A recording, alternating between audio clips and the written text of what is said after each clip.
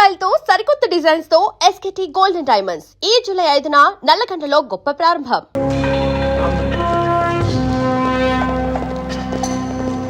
రాజు దాదా దాదా పాపా రాజ్యం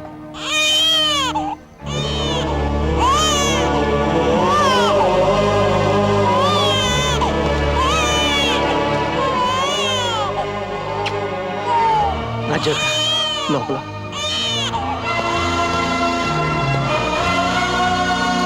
రాజ్యం నన్ను ముట్టుకోవద్దు. రాజ్యం నా తల్లి జీవితం నన్ను వెంటాడింది. ఆవిడ అడుగు చాడల్లో నడవమని శాపం పెట్టింది. ఆ ఇన్స్పెక్టర్ కన్నయ్య గారు పోలీసులు కూడా రాజ్యాన్ని దారుణంగా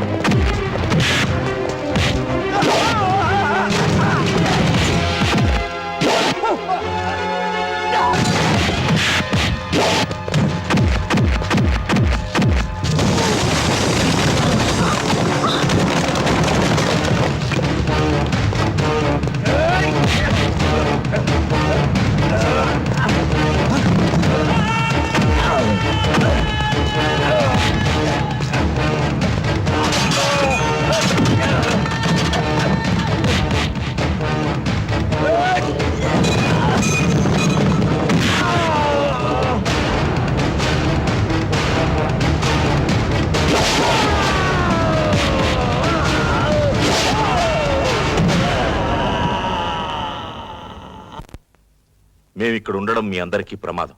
మళ్ళీ వస్తాం.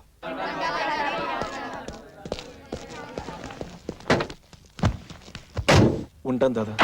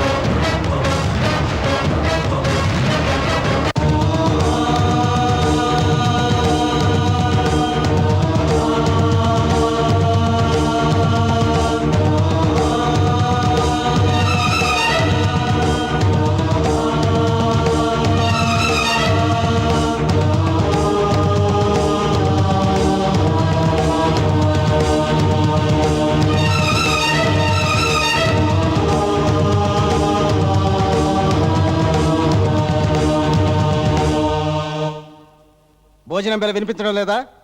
తొందరగా వచ్చి భోంచేయి. సార్, రాజు అన్నం తిన్నంటున్నాడు.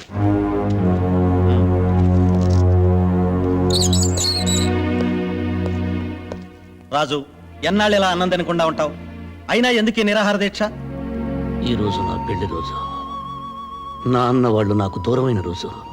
బాధలందరికీ ఉంటాయి. అన్నం తిను. అయినా 2 రోజుల్లో విడుదల కాబోతున్నావు కదా. విడుదలైనా తిరిగి ఇక్కడికే వస్తాను. ఎందుకయ్యా చెడెదురు చూస్తావు? సార్, ఆషాఢ మాసం ఎప్పుడు పోతుందా అని కొత్త పెళ్లి కొడుకు ఎదురు చూస్తాడు. శ్రావణ మాసం ఎప్పుడొస్తుందా అని నిండు ముత్తైదువులు ఎదురు చూస్తారు. నేను ఎదురు చూస్తున్నది ప్రతీకార మాసం కోసం. అంటే మళ్ళీ జైలుకి వస్తావా? నా అనేవారు లేనివాడికి ఇల్లు జైలు ఒక్కటే. ఇన్నాళ్ళ నా జీవితంలో నేను బ్రతుకుంది 3 సంవత్సరాలే. నా భార్యతో నా పాపతో కలిసి స్వర్గం చూశాను. అంతా కోల్పోయాను. కుడిగట్టిన దీపంలో ఆరిపోయాను. ఆ బ్రతుకుల్లో చీకట్లో చలిన వాడిని బ్రతకనివ్వం. ప్రతీకారం తెచ్చుకోవాలి. వద్దు రాజు, ఆవేశం ఎప్పుడూ పశ్చాత్తాపంతో అంతమవుతుంది. ఆ ఆవేశం లేకపోతే నేనే లేనని చాలా మంది చెబుతుంటారు.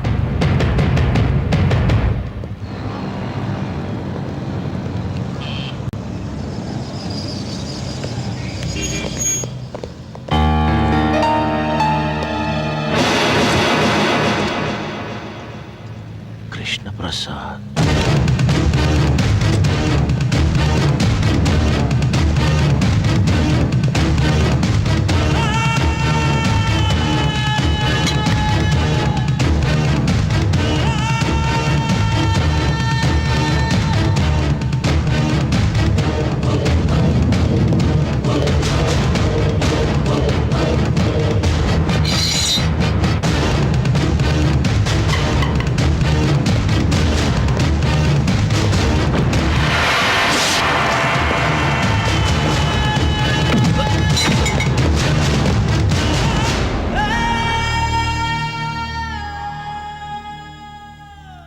నువ్వా?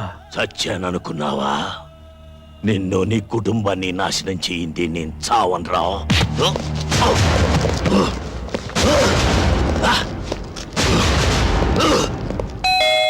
వస్తున్నా. అన్నయ్య గారు మీరా? రండి రండి, ఎన్నాళ్ళైందో మిమ్మల్ని చూసి. రండి కూర్చోండి. ఏమిటో మీరు ఉద్యోగం మానేసి పిల్లల్ని తీసుకుని ఎస్టేట్ లో ఉంటుంటే నాకు ఒకటి దిగులు. వదిన గారు పోయిన దగ్గర నుంచి ఒంటరి వారైపోయారయ్యే. అన్నట్టు పిల్లలు బాగున్నారా? బాగున్నారమ్మా. ఏం చదువుతున్నారు? మీరు సిటీకి ఏ పని మీద వచ్చారు ఇప్పుడు? అబ్బబ్బా, కాస్త ఊపిరి తీసుకొని ఇస్తావా? ఏదో బ్యాంక్ పని మీద వచ్చాడు. అక్కడేమో పాత నేరస్తుడు కత్తిలో బొడవపోయాడు. అబ్బా, ఏమిటి అలా పడిపోయింది? ఫిట్సా? నువ్వేం కంగారు పడకు. ఎవరన్నా హత్య చేయబోయారు, చేశారు అని చెప్తే చాలు ఇలా పడిపోతుంది. బుద్ధి ఉండాలి. తెలుసుండి ఇలా మాట్లాడేందుకు. ఇప్పుడు ఎలా? హాస్పిటల్ తీసుకెళ్దామా? ఏం అక్కర్లేదురా. భగవంతుడు ఈ విషయంలో నాకు చిన్న ఫేవర్ చేశాడు. మందులతో పని లేకుండా ఒక గ్లాస్ నీళ్లు కొడితే చాలు టక్కుని లేచి కూర్చుంటుంది. వస్తానండు.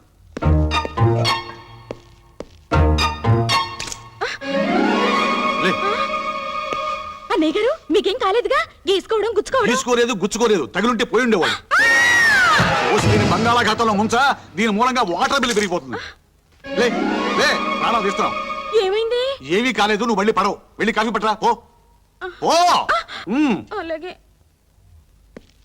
ఇదిరా వరుస. ఒరే కృష్ణ, నీ మీద అటాక్ చేసిన ఆ శంకర్ దాదా గారిని లైఫ్ లో దేనికి పనికి రాకుండా చేస్తాను. పోలేరా పాప, ముసలాడు అయిపోయాడు. 4 తన్నుదిలే.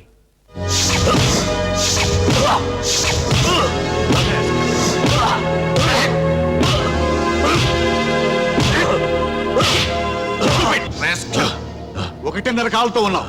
ఆ కాలు కూడా వెనక్కి కొట్టిస్తాను. నేల మీద తెగిస్తాను. అర్థమైందా? కమాన్. సార్, వాడి మీద కేసు ఫైల్ చేయమంటారా? వద్దు. రేపు వీడి కొడుకులు 3 జైలు నుంచి విడుదలవుతున్నారు. డెఫినెట్ గా వీడిని కలుస్తారు. వీడిని ఒక కంట కనిపెట్టి ఉండండి. ఓకే? Yes sir. ఇక్కడికి ఎందుకు వచ్చావు? సరే, ఏదో ఇబ్బందులు ఉంటున్నావు, ఇది ఉంచు. ముష్టి వేస్తున్నావురా ముష్టి. నేను జైలుకు వెళ్ళక ముందు నా ఇంట్లో కుక్కలా పడి ఉండేవాడివి. ఎంగిలి మెతుకులు మిగిలితే చాలని ప్రాధేయపడేవాడివి. నా మంచితనాన్ని క్యాష్ చేసుకొని లీడర్ అయ్యి ఎమ్మెల్యే అయ్యావు. నేను జైల్లో ఉన్నప్పుడు కనీసం ఒక్కసారి నన్ను పలకరించడానికి వచ్చావట్రా. దాదా, నేను రాజకీయాల్లో ఉన్నాను, పైగా నాకు క్లీన్ ఇమేజ్ ఉంది. Clean image. నీలాంటి రాజకీయ నాయకుడికి మురి కాలవుకి తేడా లేదురా. అన్నం తినే కుడి చేత్తో అశుద్ధం కడిగి ఎడం చేత్తో కూడా అవినీతిని తిన్న అలవాటైపోయిందిరా. కోపం తెచ్చుకోకు. ఇప్పుడు ఇప్పుడు నన్నేం చేయమంటావు?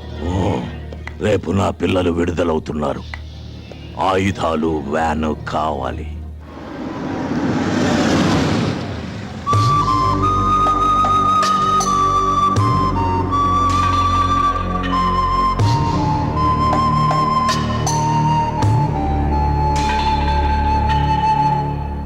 ఇంతకాలం నేరస్తులుగా బతికారు, ఇక నుంచైనా మనుషులుగా బతకండి.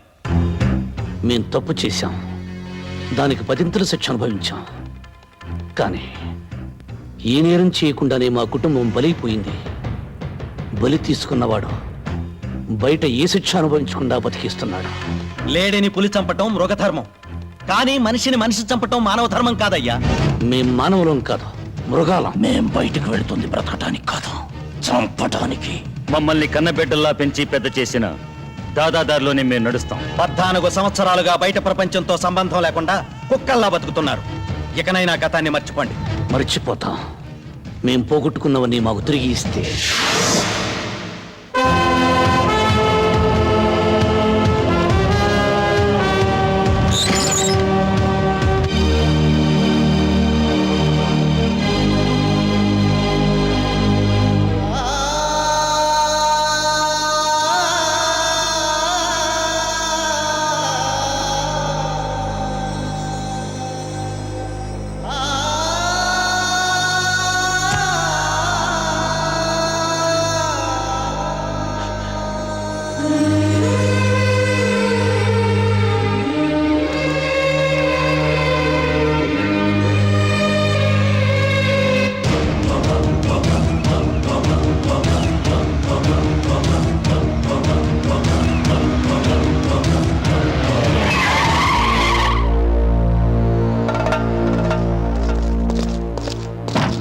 వ్యాన్ దిగి జీపెక్కండి. ఎందుకు? అంతా స్టేషన్లో చెప్తాం, ముందు పదండి.